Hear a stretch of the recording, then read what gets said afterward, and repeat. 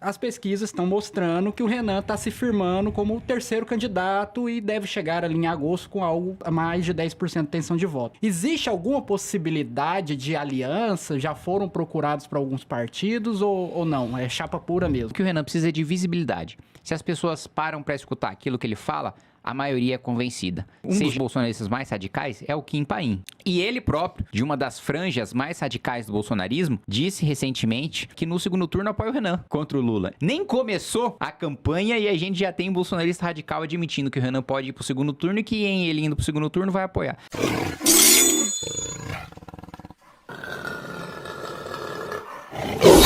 Vou pegar uma carona que você disse aí sobre o crescimento exponencial que vocês estão tendo. Mas tem um problema, vocês vão chegar, vão bater num teto. Tradicionalmente, dentro da política brasileira, historicamente, os candidatos, com exceção do Collor e do Jair Bolsonaro, que saíram fora do espectro normal de candidaturas conservadoras, centro-direita, direita ou centro-esquerda, ou esquerda, eles foram um ponto fora da curva.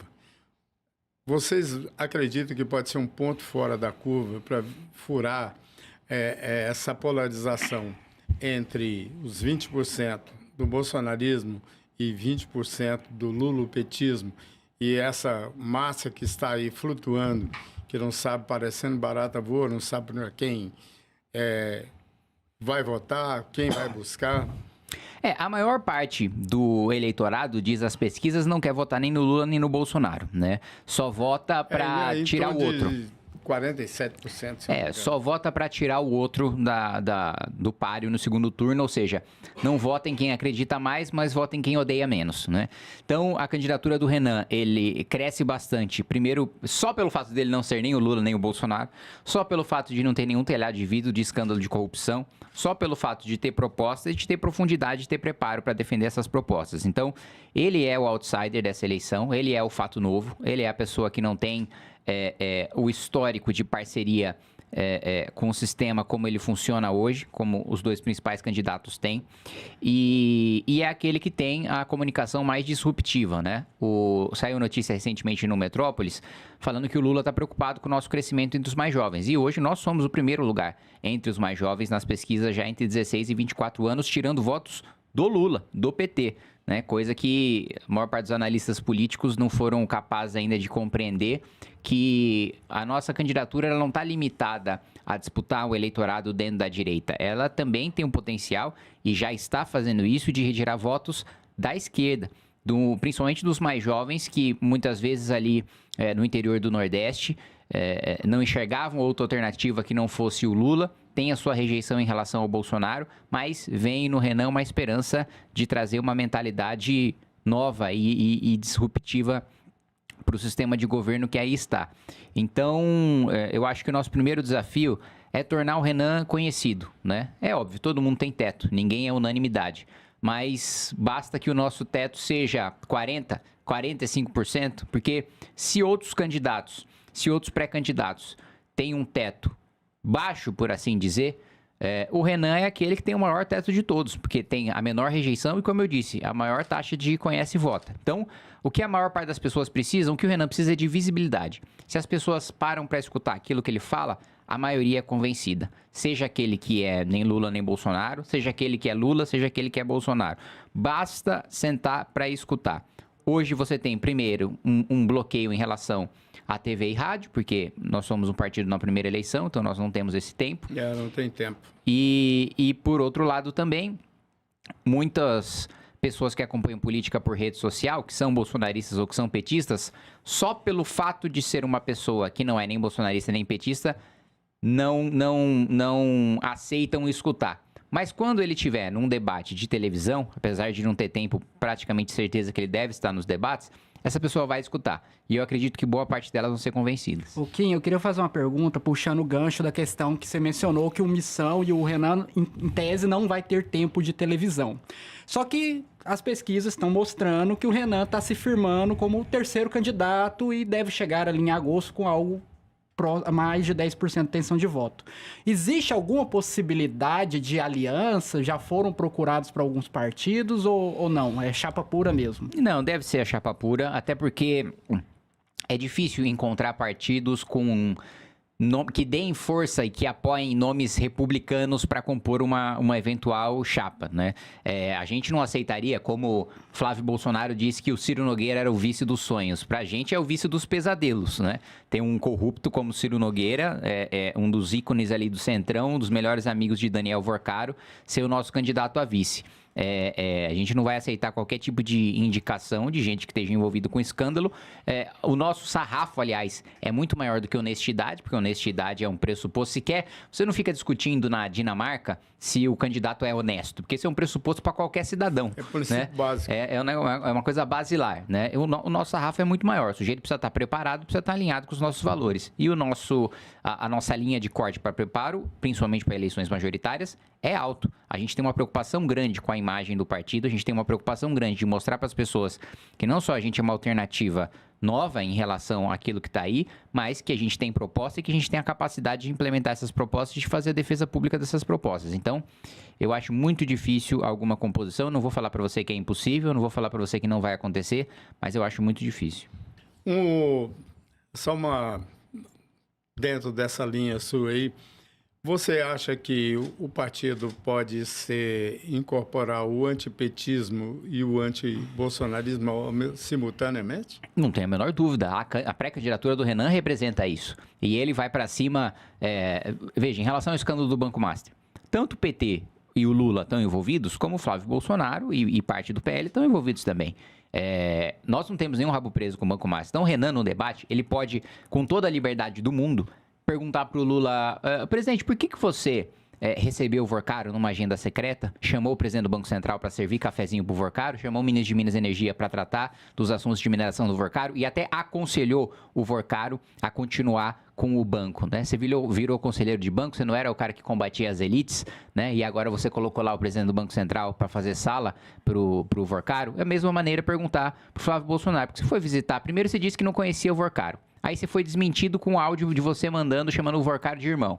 Aí você disse que só chamou ele de irmão e só falou com ele antes de saber que ele era bandido. Aí depois de preso, quando ele estava com tornozeleira, você foi visitar e, segundo o Valdemar, presidente do seu próprio partido, foi para cobrar mais dinheiro. Então, assim, eu acho que ele vai representar esse espírito. Eu acho que, sinceramente, nós estamos com uma grande expectativa para os debates, que acho que vai ser uma experiência catártica para mim, para todos que fazem parte da militância do Partido Missão, porque a diferença de preparo, a diferença de rapidez de pensamento, a diferença de profundidade de proposta, a gente está prestes a lançar o nosso livro amarelo, que é a conclusão, né, a síntese daquilo que a gente acredita para cada setor, e não existe, eu garanto para você, estou fazendo a revisão desse programa, não tem nada mais detalhado, mais profundo e com mais paralelos internacionais em nenhum outro plano do governo. Você sabe que é uma obrigação legal protocolar um programa de governo quando você disputa a presidência da República, mas geralmente protocola um papelzinho lá só para cumprir, né, pro forma, só para você cumprir a obrigação. A gente não, a gente vai protocolar um programa profundo, a gente vai protocolar um programa de fato daquilo que a gente quer implementar no país e sem nenhum receio de apresentar as propostas impopulares. A gente não vai fazer questão de esconder nada que possa nos tirar voto, porque se a gente vence as eleições, a gente quer chegar com a legitimidade frente ao parlamento de falar, nós vamos fazer as reformas que nós falamos na nossa campanha e a população já sabe quais elas são. E na sua visão, qual que seria a proposta mais ambiciosa do Missão hoje, na sua opinião? Não, a mais ambiciosa é, de fato, decretar um estado de defesa para a gente promover a retomada de territórios do crime organizado, né? Porque não tenho a menor dúvida de que vai ter um grande escândalo por parte da imprensa, um grande escândalo por parte de partidos de esquerda, dizendo que a gente está dando um golpe, dizendo que a gente está implementando uma ditadura. E o Supremo? Quando o Supremo também pode ter gritaria, porque eu não tenho dúvida de que... Primeiro, né, isso é uma medida absolutamente legal, constitucional e compatível com hoje você ter 40 milhões de brasileiros sob domínio de território do crime organizado. Então, o estado de defesa foi feito, inclusive, para invasões estrangeiras e as facções criminosas já são países próprios, com exército próprio, com hino próprio, com bandeira própria, com tribunal próprio, inclusive, e não se sujeitam às leis do nosso país. Então, eu acho que esse ponto da retomada de território, do fato de que nós teremos, sim, operações policiais com muitas mortes de faccionados, de criminosos, e aí vai ter o discurso que a gente sempre escutou de crítica de não, vocês estão promovendo chacina, vocês estão promovendo letalidade policial. Não existe retomada de território sem a morte de faccionado. O faccionado não vai abrir mão das suas armas, do seu fuzil e deixar o policial pacificamente entrar no seu território para fazer a retomada. Vai ter morte, e vai ter muita morte, né? Sim. Dentro dessa fala sua, vocês não temem, de repente, ser rotulados de radicais e, de uma certa forma, ficar isolado pelo eleitorado mais conservador?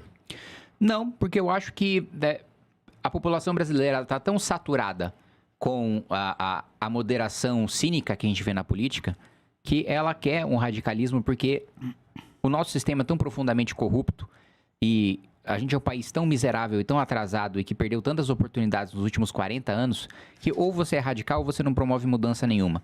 E eu acho que a maior parte da população, por mais que esteja anestesiada, por mais que o Brasil seja um país de poucas revoltas populares, de pouco, que nunca vivenciou uma guerra em grande escala, que está pouco afeito a grandes revoluções contra a classe política, eu acho que existe esse espírito latente dentro da maior parte dos brasileiros, de ver durante tanto tempo a gente sequestrado por gente corrupta, e não só corrupta, até, e eu disse isso recentemente falando sobre o Vorcaro, você vê que até os nossos canalhas são burros, porque o Vorcaro, ele mandou mensagem de visualização única para Alexandre de Moraes, porque a Polícia Federal não consegue resgatar, né? Ela consegue resgatar mensagens apagadas, mas não consegue resgatar de visualização única. Só que aí, para ele mandar, ele escreve no bloco de notas e tira um print e deixa o print na galeria. Falando, não é possível que o sujeito que roubou pelo menos 60 bilhões de reais é burro ao ponto de deixar um print na galeria com a mensagem de visualização única. Então, assim, acho que a população está tão saturada disso que... Fez um esforço e morreu na praia. Que exige morreu na praia de Trancoso, inclusive, que diz-se aí que em breve, nas próximas semanas, deve ser alguns vídeos de autoridades da República aí nessas festas. Mas, enfim, eu não acho que a gente vai ficar isolado de nenhuma maneira. Eu acho que a maior parte dos brasileiros tem esse espírito dentro deles. No eventual segundo turno contra o Lula, vocês vão precisar do voto bolsonarista, não tenha dúvida disso. E você... Tem uma disputa entre o bolsonarismo e o MBL desde a eleição passada que vocês pregaram voto nulo, né? Como que vocês pretendem reverter isso no segundo turno para enfrentar o Lula? Bom, primeiro que eu acredito que a gente vai ter desmoralizado muito o Flávio Bolsonaro, a ponto da maior parte dos bolsonaristas enxergarem o despreparo dele. Gente, vamos lembrar, o Flávio Bolsonaro é aquele sujeito, primeiro, que não teve nenhuma trajetória política, que teve basicamente um mandato dado de presente pelo pai na Assembleia Legislativa do Rio de Janeiro. Nunca teve nenhum preparo, nenhuma trajetória própria, nunca construiu nada com as próprias mãos.